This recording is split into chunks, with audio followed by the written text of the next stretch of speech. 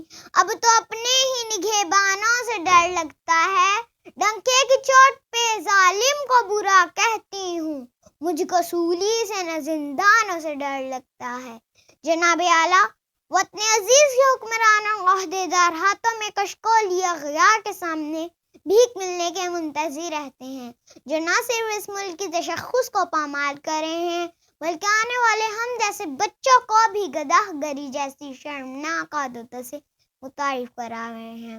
تاریخ میں کئی قوموں کے قصے رقم میں ہیں، جن قوموں نے اپنے سروں کو جھکا کر دست سوال بلند کیا، جن کا انجام بازار میں بکنے والے سفید جسموں کے مانند ہوا، کمتر اور حقیر بن کر ابھرا۔ جناب اعلیٰ، پاکستان پچھلے 14 سالوں میں امریکہ سے $18 بلین کی رقم لے چکا ہے۔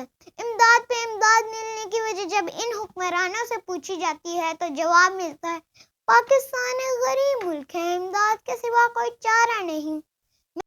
تو میں نے سوچا ان کلمات پر عمل کرتے ہوئے اپنے گھر سے باہر نکل کر دیکھوں، اس امداد کے نام پر ملنے والی بھیک نے میرے ملک کے حالات زندگی کہاں تک بدلے۔ جناب اعلیٰ، افسوس ہوا، بہت افسوس ہوا۔ کہیں پہ میں نے بھوک سے بلکتے بچوں کو دیکھا، کہیں پہ میں نے وزراء کے فرنگی کتوں کو سیر ہوتے دیکھا، کہیں پہ میں نے بازار میں بکتی آدم کی بیٹی دیکھی، کہیں پہ میں نے وزراء کے تن پر لاکھوں کا لباس دیکھا، کہیں پہ میں نے اولاد برائے فروخت کے نعرے سنے، کہیں پہ میں نے وزراء اور حکمرانوں کے پیچھے 10 جاتی ہوئی مرسڈیز دیکھی۔